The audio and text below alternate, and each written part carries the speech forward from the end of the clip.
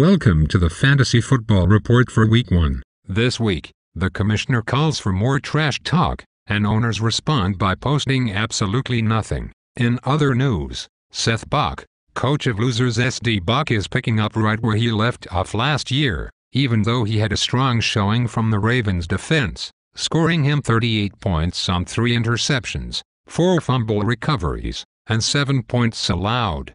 His opponent, G-Money #1, rode on the back of Tom Brady, whom I must say in my unbiased opinion is definitely the best quarterback in the NFL, who scored him 95 points and propelled him to a 194-183 win. With the win, G-Money #1 already has 25% of his win total from last year. Our next game was the KC Table Runners against the KC Fairboners. The Table Runners, despite having a Bears defense that scored him 38 points, managed only 131 points, while the Fairboners, obviously unable to control their excitement, managed 182 points with strong showings by the Texans defense and Aaron Hernandez. In other games, Clay Dean, also known as the Card Drafter, also known as the NFL Destroyer, has found a way to hurt even more players. It is a special talent for someone to draft a quarterback that may not even play this season, but to draft a kicker who gets hurt on the very first play of the season is a feat that is unmatched by anyone in the entire history of this league.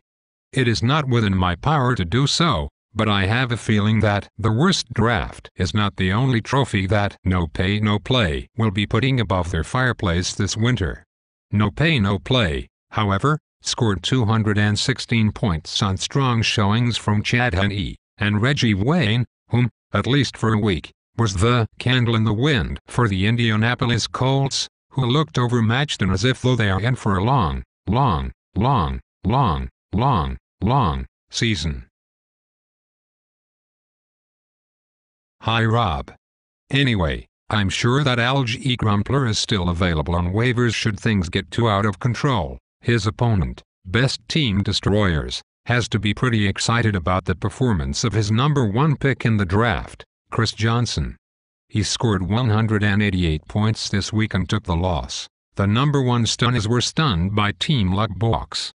Team Luckbox, even with 3 players who scored 0 points, managed a convincing win over the stunners. Aaron Rodgers led the scoring for the stunners with 57 points. While Wes Welker led the scoring for Team Luckbox, with 52 points. Kenny Britt led the attack of KC Beaston, scoring 46 points, while Drew Brees led the attack of Bieber Believe It, scoring 68 points, giving Bieber Believe It the edge in a 174-159 victory. The Convicts managed a 139-125 win over Team Robertson, led by Michael Vick, who scored a pedestrian 48 points. While Team Robertson was led by Matt Ryan, who somehow managed 32 fantasy points while looking like he belonged on a poor high school football team on Sunday. And finally, the Chupacabras, backed by 60 points from Jay Cutler. Wait, that has to be an error. Jay Cutler? Really? Well, my sources tell me that it is not a typo. Somehow, Jay Cutler managed to avoid his natural instinct to throw the ball to the other team, managing to do so only once in the game, instead of the 4 or more times he normally does, and led the Chupacabras to a win over Team Gully, who was led by Phillip Rivers and Ray Rice, who both had 48 points. The final of this game was 213-206, making it our game of the week. This week should bring another slate of great games, with Team Luckbox taking on the KC Table Runners, No Pay No Play taking on Team Gully, #1 Stunners taking on KC Fairboners, Best Team Destroyers taking on Team Chupacabras, Convicts taking on Losers SD Bach, Team Robertson taking on KC Beaston, and Bieber Believe It taking on G-Money #1. See you next week.